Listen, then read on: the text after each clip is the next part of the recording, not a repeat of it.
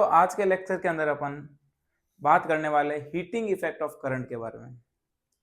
तो दोस्तों आज के लेक्चर के अंदर अपन बात करने वाले हैं heating effect of the current. आपने नोटिस किया होगा हमारे घरों के अंदर जो है इलेक्ट्रिक अप्लायंसेस जो होते हैं, जैसे geyser, electric rod, electric press, electric kettle, electric press, ये जो सारी चीजें होती हैं ये सब हीट करती है, गर्म करते हैं। जैसे अपन इलेक्ट्रिसिटी में वो पिन डालते हैं सॉकेट के अंदर, स्विच ऑन करते हैं, कुछ देर बाद एक गर्म होना शुरू हो जाती है। वो इसी कॉन्सेप्ट पे बेस्ड रहती है। कौन सा कॉन्सेप्ट है? Heating effect of the current. इसी को अपन बोलते हैं जूल्स हीटिंग इफेक्ट। क्या बोल सकते हैं? Joule's heating effect. तो देखना, electric appliances like heater, rod, geyser, electric press etcetera based on it, सभी जो है हीटिंग इफेक्ट ऑफ करंट पे ही बेस्ड है। इसका जो फॉर्मूला होता है वो होता है, क्योंकि इसमें H होती है ना, हीट एक एनर्जी है। हीट क्या है दोस्त? एनर्जी है। H equal to we I T, formula होता है इसका H equal to we I T. V voltage है, आई करंट है और टी टाइम है।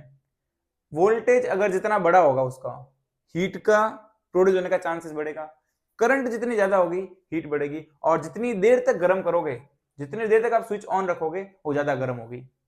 आप नोटिस किया होगा इलेक्ट्रिक प्रेस अपन जनरली यूज करते हैं, वो इलेक्ट्रिक प्रेस क्या होता है उसके अंदर कुछ देर में थोड़ी गर्म है, ज्यादा देर स्विच ऑन रखोगे काफी गर्म हो जाएगी, क्योंकि टाइम पे डिपेंड करता है। किस पे डिपेंड करती है?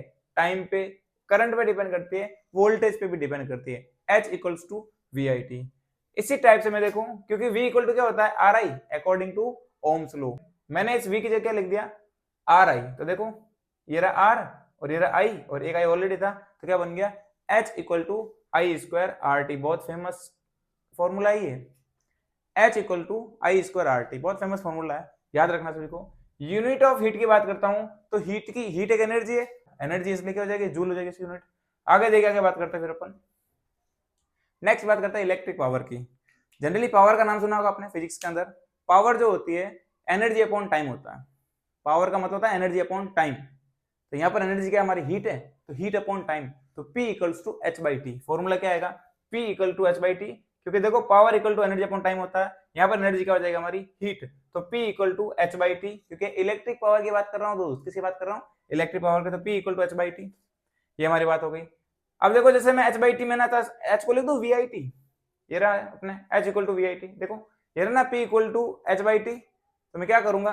P इक्वल टू एच की जगह लिख दू वी आई टी, और वी आई टी में टी से टी कट हो जाएगा, तो फॉर्मूला बनेगा P equal to we I. इसी टाइप से फॉर्मूला बनाऊंगा P equal to I square R. ये देखो टी से टी कटेगा इधर, आई स्क्वायर आर में टी से टी कट जाएगा, तो P equal to I square R बन जाएगा। और इसी टाइप से I equal to Q by T होता है। I इक्वल टू क्या होता है? Q by T. मैंने वैल्यू यहाँ पुट कर दी वी आई में, I की जगह क्यू बाई टी, तो V Q by T. P equal to V Q by T. मैंने P के 4 फॉर्मूले लिखे हैं आपको, चारों फॉर्मूले जरूर से याद रखें, इंपॉर्टेंट फॉर्मूला सारे, ठीक है। आगे देखिए फिर यूनिट ऑफ पावर। पावर को जनरली वाट में मेजर करते हैं, WATT। वोल्ट जो यूनिट होता है वोल्टेज की, वाट यूनिट है पावर की। जैसे अपन घरों में होता है ना ट्यूबलाइट, 50 वाट की ट्यूबलाइट है, 1500 वाट का रॉड है, इसी टाइप से जो वाट होता है वो वाट बेसिकली पावर यूनिट होता है। किस यूनिट होता है? पावर की। एक बहुत इंपॉर्टेंट लाइन है, commercial unit of energy KWH, kilowatt hour. क्या बोलते हैं इसको?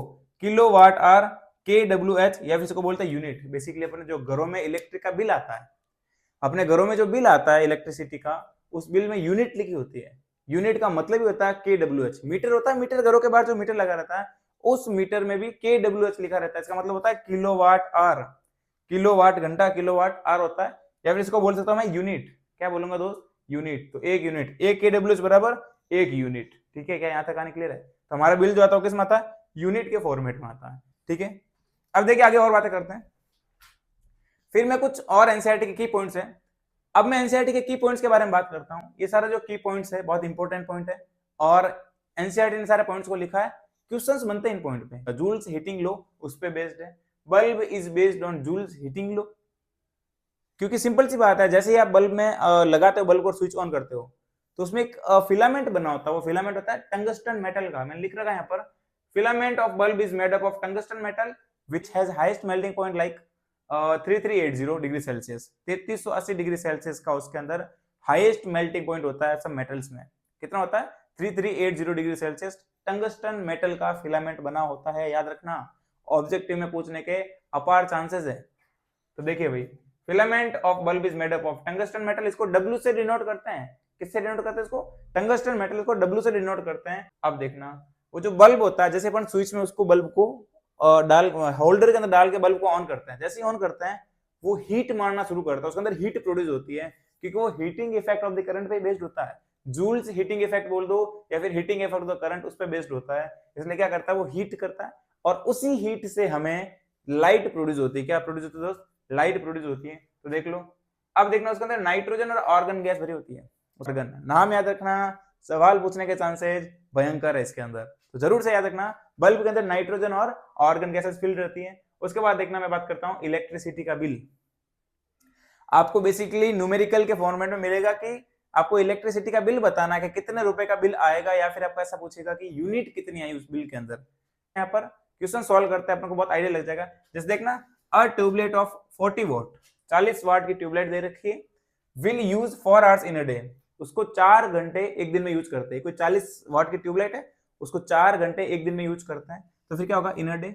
Find the unit and bill in a month, आपको उसकी यूनिट और उसका बिल, एक मंथ में कितना यूनिट होता है और कितना बिल उसका बना है वो आपको बताना है। तो बिल्कुल सिंपल वे अपन बात करेंगे। 1 यूनिट इक्वल टू 10 रुपए दे रखे हैं, एक यूनिट की वैल्यू बता रखे यहाँ पर 10। अपन पहले क्या करेंगे, पहले यूनिट में कन्वर्ट करेंगे और उसके बाद में उसको जितने भी रेट उसे मल्टीप्लाई कर देंगे, हमारा बिल आ जाएगा। तो देखो कैसे करते हैं, पहले क्या करोगे, देखो पहले आपको जो वाट दे रखा है पावर, वो पावर लिखनी है आपको।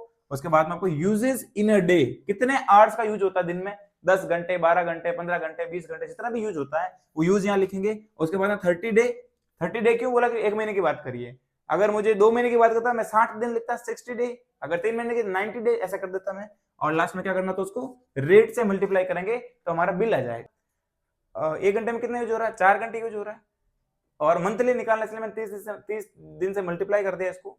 अब देखो इससे क्या आएगी, यूनिट आएगी, तो निकाल दिया अपने, मल्टीप्लाई करूंगा तो मेरे पास आ रही है 4800, 4800 वॉट आवर्स आ रहा है। मैंने इसको किलो वॉट आवर्स में कन्वर्ट करना चाहता हूँ, तो क्या करूंगा, डिवाइड बाय 1000। जैसे डिवाइड बाय 1000 करूंगा मेरे पास आएगी 4.8 यूनिट, लेकिन एक यूनिट की जो वैल्यू है 10 रुपीज, तो 4.8 को 10 से मल्टीप्लाई करूंगा तो आंसर आएगा 48 रुपीज। कितना आएगा दोस्त? 48 रुपीज। क्वेश्चन बैंक है पूरा, ठीक है, बहुत सारे क्वेश्चन है। तो चलिए दोस्तों, मैं क्वेश्चंस लेकर आया हूं उन सारे फॉर्मूला का बेस पे, जो इंपॉर्टेंट है, कॉन्सेप्ट बेस्ड क्वेश्चन रहेगा। पहले मैं बात करता हूं इनके बारे में। आपको रेजिस्टेंस निकालना, आर नेट निकालना है टोटल। देखो मैंने क्वेश्चन दे रखा, फर्स्ट क्वेश्चन, इसमें मैंने 5 ओम फर्स्ट रेजिस्टेंस है और 7 ओम सेकंड रेजिस्टेंस दे रखा है। मैंने R1 और R2 को वैल्यू दे रखी है। पहले सीरीज या फिर पैरेलल, कौन सा कॉम्बिनेशन बताओ?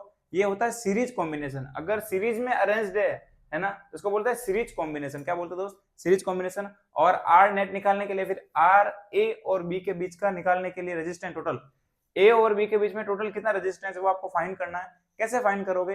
फॉर्मूला लगाओ सीरीज का, सीरीज कॉम्बिनेशन है ये। फॉर्मूला क्या होता है सीरीज का? R net equal to R1 plus R2। अब फॉर्मूला लगाओ, आर नेट इक्वल टू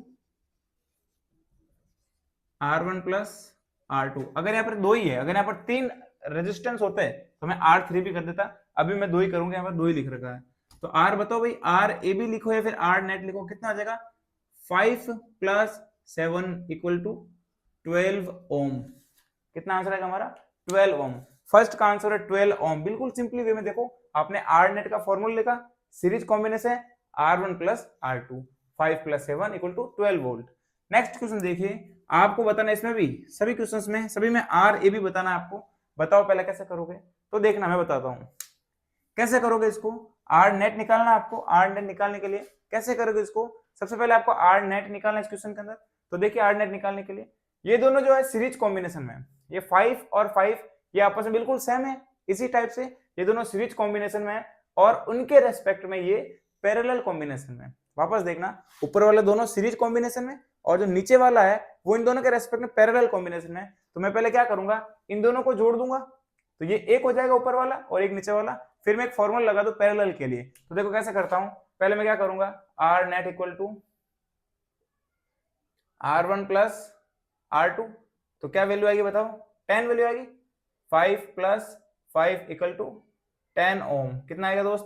10 ओम। ठीक है, ये वैल्यू होगी इसकी 10। आप चलो मैं डायग्राम दूसरा बना दूं, देखो अब इसकी वैल्यू कितनी हो गई? 10 ओम, क्योंकि मैंने पूरा इसको मिक्स कर दिया। इसकी वैल्यू ऑलरेडी 10 है, ये देखो। अब मैं फॉर्मूला लगाऊंगा पैरेलल वाला। अब ये दोनों जो रेजिस्टेंस है, क्योंकि मैंने दोनों को जोड़ दिया है, अब ये दोनों रेजिस्टेंस वापस पैरेलल कॉम्बिनेशन में। देखो क्योंकि मैंने दोनों को जोड़ दिया इसलिए मैंने इसको 10 लिख दिया, ये 10 ऑलरेडी था पहले से, ये दोनों पैरेलल कॉम्बिनेशन में है। पैरेलल का फॉर्मूला मैंने आपको बताया था, एक फॉर्मूला जो सिर्फ दो रेजिस्टेंस के लिए वैलिड होता है, वो फॉर्मूला होता है R net equal to R1 R2 upon R1 plus R2। बिल्कुल सिंपल है दोस्त, फॉर्मूला लगाओ आंसर पाओ। तो देखो भाई आर नेट या फिर आर ए और बी के बीच में कितना आएगा, वो आएगा R1 R2, R1 की वैल्यू कितनी जाएगी 10, R2 की वैल्यू 10 अपॉन 10 प्लस 10, तो ये आएगा अपना 100/20, हमारा आंसर आएगा 5 ओम। कितना आंसर आएगा दोस्त 5 ओम। यहां पर मैं एक छोटी सी ट्रिक बताना चाहूंगा आपको, अगर पैरेलल कॉम्बिनेशन में दोनों रेजिस्टेंस की वैल्यू सेम होती है तो डिवाइड बाय 2 कर दो। अगर पैरेलल कॉम्बिनेशन में 3 लगे हुए रेजिस्टेंस और तीनों की वैल्यू सेम है, डिवाइड बाय 3 कर दो। अगर पैरेलल कॉम्बिनेशन में 4 रेजिस्टेंस लगे हुए हैं और चारों की वैल्यू सिमिलर है, डिवाइड बाय 4 कर दो। आगे बात करते हैं, ये हमारा हो गया 5 ओम, इसकी वैल्यू कितनी आ गई दोस्त 5 ओम। तो ये बिल्कुल सिंपल वे में 5 ओम हो गया। आगे देखिए दोस्त, अगला क्वेश्चन दे रखा है आपको ए और बी के बीच में क्या बताना है, वही same process R A B बताना है आपको कि आर नेट कितना आया। तो पहले आपको सीखना पड़ेगा इसके अंदर कि कौन सा सीरीज में कौन सा पैरेलल में है। आप देखना समझना इस चीज को, ये दोनों एक सीरीज में है, बस मैंने इस वायर को ऐसा मोड़ दिया है। मैंने इस वायर को, देखो मेरे पास वायर ऐसा था, मैंने बीच में इसको इस तरीके से कर दिया है, तो वायर में वो आपस में वायर में कर्वेचर है। एक्चुअल में ये दोनों सीरीज कॉम्बिनेशन में, ये दोनों कौन से में सीरीज में, 4 और 6 किस में सीरीज में, और इन दोनों के साथ में ये पैरेलल के अंदर। मैं इस डायग्राम को थोड़ा सिंपली वे में बनाता हूं, वापस देखना आप लोग। मैं इस डायग्राम कैसे बना सकता हूं, देखो मैंने इस वायर को क्या कर दिया, सीधा कर दिया। ये 10 था, ये 4 और ये 6। मैंने इस वायर को यूं देखो ऐसा कर दिया, मैंने इस वायर को पूरा ऐसा कर दिया। देखो तो ये क्या बन जाएगा, ये देखो 4 और 6 ऐसा करके, और ये 10, तो ये दोनों वापस सेम क्वेश्चन बन गया। इन दोनों को पहले जोड़ दो, फिर इसमें कर दो डिवाइड। तो इसकी भी वैल्यू आप लोग खुद बता सकते हो डायरेक्ट। इन दोनों को जोड़ूंगा तो कितना आएगा 10 आएगा, और ये 10 ऑलरेडी है ही है। इन दोनों को जो जोड़ने पे कितना आएगा 10, और ये ऑलरेडी 10 है। जब दोनों वैल्यू सेम हो, जब दोनों वैल्यू सिमिलर हो और पैरेलल कॉम्बिनेशन हो, डिवाइड बाय 2 ठोको। क्या करो, डिवाइड बाय 2 ठोको डायरेक्ट। देखो भाई, तो R net equal to R1 R2 upon R1 plus R2, ये लो भाई 10/2 करो, कितना आएगा दोस्त आंसर 5 ओम। आप इस फॉर्मूले से भी कर सकते हो इजीली, फॉर्मूले से भी सारा काम होने ही वाला है, चिंता मत करो दोस्त। एक लास्ट क्वेश्चन देख लो आप लोग, इसके अंदर लास्ट क्वेश्चन दे रखा है, बिल्कुल सिमिलर है। इस बार कोई वैल्यू नहीं दी आपको, ये जो लास्ट क्वेश्चन है, इस लास्ट क्वेश्चन आपको कोई वैल्यू नहीं दी है, आपको आर दे दिया, मतलब वैल्यू नहीं दी, एक डिजिट दे दी आर आपको। आर कुछ भी हो सकता है। क्या करोगे, सेम प्रोसेस सेम वे में काम करना। देखो ये दोनों सीरीज में, ये दोनों सीरीज में, और वापस आपस में क्या जाएंगे पैरेलल। तो पहले इन दोनों को जोड़ दो, फिर इन दोनों को जोड़ दो, और फिर पैरेलल कॉम्बिनेशन का फॉर्मूला लगाकर आंसर आ जाएगा। इन दोनों को जोड़ूंगा 2r, इन दोनों को जोड़ूंगा तो भी कितना आएगा दोस्त 2r। ठीक है 2r हो जाएगा। तो करो सॉल्व, बिल्कुल सिंपल है। देखो मैं इसको ऐसे जोड़ता हूँ, इसको ऐसे लिख सकता हूँ, ये हो गया अपने 2r, ये भी हो गया अपने 2r। तो 2r डिवाइड बाई 2 हमारी वैल्यू आएगी r ओम। क्या कहानी क्लियर है दोस्त, बिल्कुल शानदार तरीके से सब कुछ छोड़ छाड़ कर ये सवाल सॉल्व करेंगे, पूरी इज्जत बनी रह जाएगी मार्केट में। मार्केट में इज्जत क्या, मार्केट में तहलका मचाएंगे दोस्त। क्या मचाएंगे, तहलका, टॉप लेवल से। पढ़ाई करते रहिए, ठीक है। If the find the resistivity if r is 20। अब आपको रेजिस्टिविटी फाइंड करनी है इस क्वेश्चन के अंदर में। आपको रेजिस्टेंस दे रखा है 20 ओम, लेंथ दे रखी है L यानी length, length is a wire 4 metre and area of the wire is 10 metre square. तो कैसे करेंगे, फॉर्मूला होता है हमारा rho equal to r a by l. बिल्कुल simple formula, rho equal to r a by l. लगाओ formula, answer पाओ। बिल्कुल सिंपल क्वेश्चन आएगा 10th क्लास के लेवल पे, फॉर्मूला लगाओ आंसर पाओ। फॉर्मूला लगाओ, रो बराबर आर दे रखा है 20, ए दे रखा आपको 10 मीटर स्क्वायर, और ये देखा आपको 4। कर लो भाई, यह जाएगा अपने 200/4, यानी अपना आंसर आने वाला है 50 ओम मीटर। 50 ओम मीटर। जब न्यूमेरिकल सॉल्व करो दोस्त, यूनिट जरूर से लगाना, बिना यूनिट के मार्क्स काट लिए जाएंगे। यूनिट याद रखो, यूनिट जरूर से लगाना, ठीक है। आगे देखो भाई, ये हमारा आ गया आंसर। इसका क्या आ गया दोस्त आंसर। एक क्वेश्चन और दे रखा, वो भी कर लेते हैं। देखो ये क्वेश्चन भी कर लेते हैं। Find the value of heat. पहले आपको देखो हीट निकालना, हीट के फॉर्मूले लिख दो पहले। तो H equal to VIT, H equal to I²RT। बस अब देख लो कौन सा आपको दे रखा है, आपको I दे रखा है आर दे रखा है और टी दे रखा है। अच्छा, फॉर्मूला ये लगेगा दोस्त, क्योंकि आपको तक आई दे रखा है, आर दे रखा है और टी दे रखा है। लगाओ formula, H equal to I square बोल दिया, आई की वैल्यू 30 है, 30 का स्क्वायर इंटू आर की वैल्यू 5 है इंटू टी की वैल्यू 10 है। कर दो भाई, देखो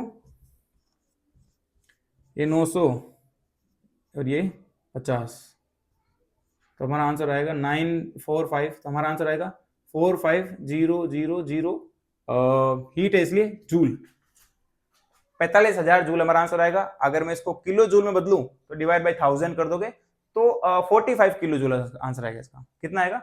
45 किलो जूल आंसर। अब देखो भी आगे, find the value of power. इस बार आपको क्या निकालना दोस्त? पावर निकालना। इस बार आपको पी फाइंड करना है। क्या फाइंड करना है? पी कर लेंगे यार। पी का फॉर्मूला लिखो, तो p equal to we I, p equal to I square r और p equal to H by t. Main तो ये तीन फॉर्मूला है। देखो कौन सा दे रखा है आपको, वोल्टेज दे रखा है 200 वोल्ट और आपको आई दे रखा करंट 50 एम्पियर। फॉर्मूला लगेगा अपना P equal to we I, ये वाला फॉर्मूला लगेगा। लगाओ formula, P equal to V कितना दे रखा है 200 और आई दे रखा आपको 50। कितना दे रखा दोस्त? 50। तो आ जाएगा अपना आंसर 10,000। ये लो भाई, कितना आएगा दोस्त? 10,000 वाट। तो हमारा आंसर आएगा 10,000 वाट। बिल्कुल सिंपल है। अब इसको मैं अगर डिवाइड बाई 1000 करूं तो आंसर आएगा 10 किलो वाट, 10 kW। ये हमारा आंसर है फाइनल। बिल्कुल सिंपल वे में सारी चीजें, सारे क्वेश्चंस टॉप नॉच लेवल से अपने देख रखे हैं। आज के लिए इतना ही। इलेक्ट्रिसिटी वाला जो टॉपिक है, इलेक्ट्रिक करंट वाला टॉपिक अब पूरा हो चुका है।